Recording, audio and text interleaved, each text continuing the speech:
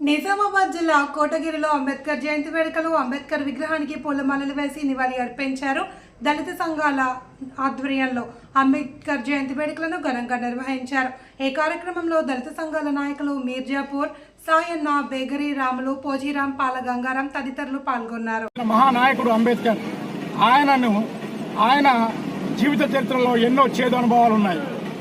అంబేద్కర్ పుట్టిన నాడు కూర్చుందామన్నా ఇబ్బంది, నిలబడదామన్నా ఇబ్బంది, గుడిలోకి వెళ్దామన్నా ఇబ్బంది, బడిలోకి వెళ్దామన్నా ఇబ్బంది.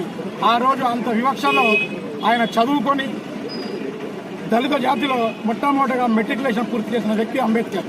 ఆ తర్వాత బారిస్టర్ చదువులు, విదేశాల్లో చదువులు పూర్తి చేసి దేశంలో ఎన్నో ఉన్నతమైన పదవులు ఆయనకు వచ్చినప్పటికీ కూడా ఆయన ఒక లెక్చరర్గా అడుగుపెట్టి ఆ తర్వాత కేంద్ర తొలి న్యాయశాఖ మంత్రిగా దళితుల కోసం, బడుగు బలహీన వర్గాల కోసం పనిచేసిన మహోన్నతమైన వ్యక్తి అంబేద్కర్.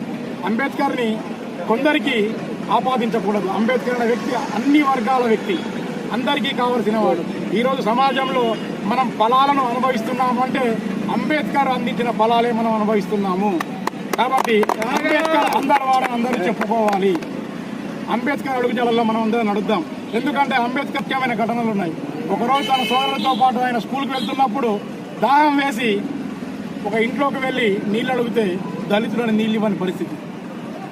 చెరువులో నీళ్లు తాగుదామని వెళ్తే చెరువులో కూడా నీళ్లు తాగరించిన వ్యక్తి. రోడ్డుపై నడుచుకుంటూ వెళ్తే ఎడ్ల బండి ఎక్కితే ఆ ఎడ్ల బండిని దహనం చేశారు, దళితుడు ఎక్కాడని చెప్పేశారు. అలాంటి ఎన్నో చేదు అనుభవాలు ఎదుర్కొన్న వ్యక్తి అంబేద్కర్. అలాంటి వ్యక్తి తన దళిత జాతి కోసం కాదు, బడుగు బలహీన వర్గాల కోసం, అన్ని వర్గాల కోసం రాజ్యాంగాన్ని రూపొందించి ఈరోజు మనకు సమానత్వాన్ని కల్పించిన వ్యక్తి అంబేద్కర్. కాబట్టి భావి తరాలకు అంబేద్కర్ ఆశయాలను చేరవేయాల్సిన బాధ్యత మనందరిపైన ఉంది. ఈరోజు నాకు ఈ అవకాశాన్ని